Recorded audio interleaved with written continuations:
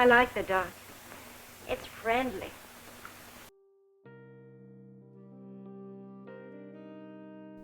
Hello and welcome back to my channel Box Office Poison. If you're new here, my name is Moxie McMurder and I just rewatched the Red Riding Trilogy the other night, and when I was doing a little reading about it, I saw it being referred to as Yorkshire Noir or Northern Noir. And because it's currently Noirvember, I thought, why not give this series of films a bit of a shout out? And speaking of shout outs, I'd like to say hello, welcome, and thank you to John Cleveland, my newest Patreon member. Hi John, thanks for the support. I've only got one tier, and so for just £3 a month, you can support this little corner of YouTube and get a shout out in my next video, along with access to some other goodies.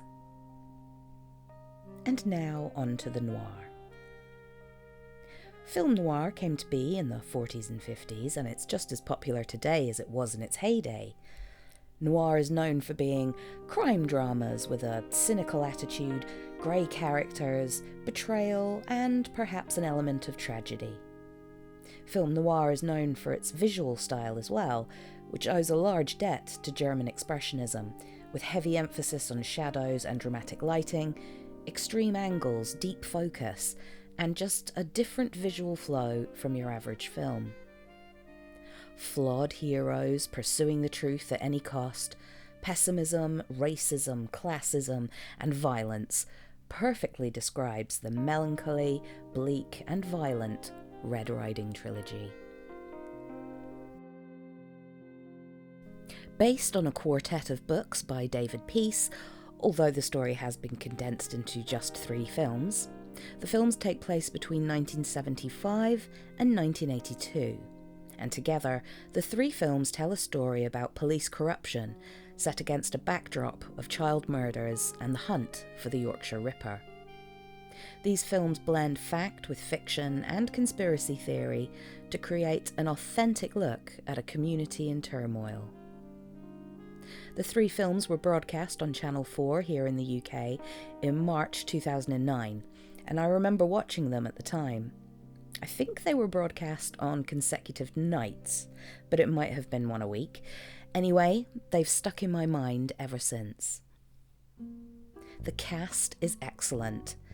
Andrew Garfield, Sean Bean, Britain's most intense actor, Sean Harris, Rebecca Hall, Eddie Marsan, Warren Clarke, Paddy Considine, Mark Addy, David Morrissey, Maxine Peake, Peter Mullen, and more.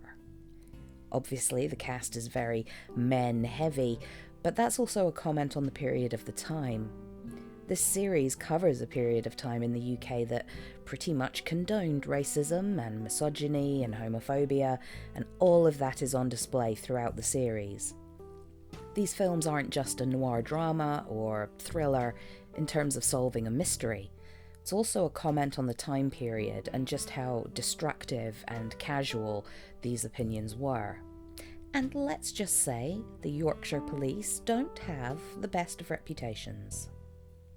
Each film has a different director, and each one chose a different aspect ratio and different cameras, so each instalment of the story has a slightly different but totally cohesive feel. The colour palette, the pacing, the tone, it's all consistent throughout. And just FYI, the name of the series is a reference to the murders and to their location, the historic county of Yorkshire being traditionally divided into 3 areas known as ridings. And I didn't know that when I watched the films back in 2009. Every day's a school day, brother. There's a lot to cover and it's so interconnected, and I want to avoid spoilers in case you haven't seen these films, so I'm going to do my best to give you the gist of what to expect from this excellent series of films. Starting with the year of our Lord, 1975.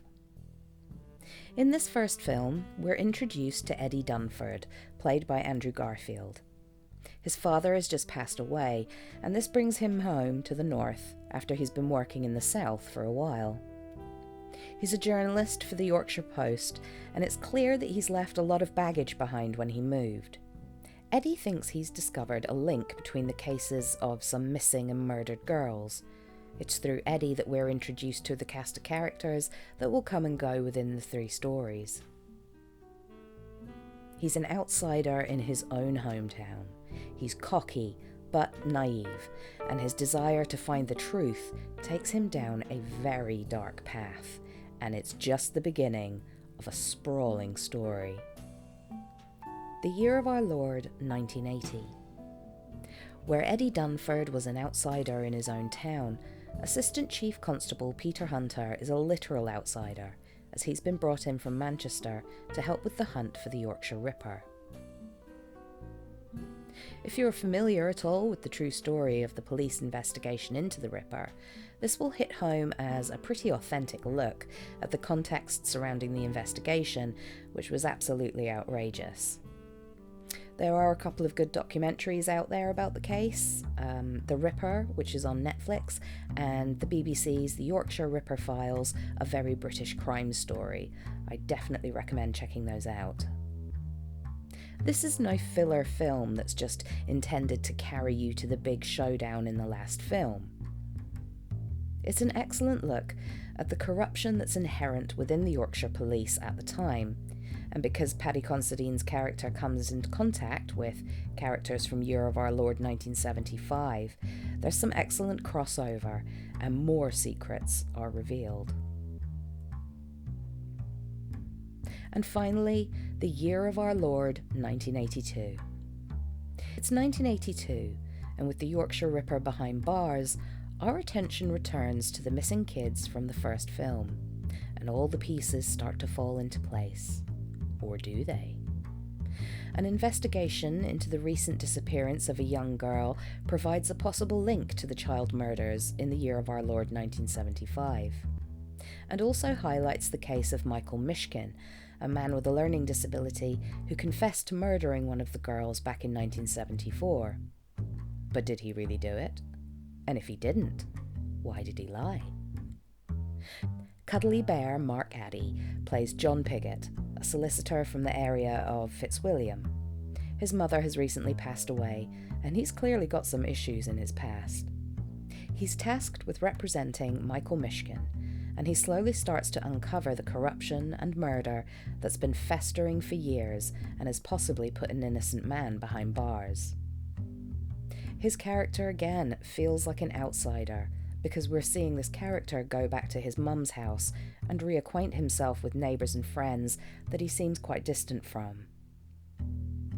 Much like Eddie and Peter before him, Mark finds himself falling deeper down the rabbit hole in his search for the truth.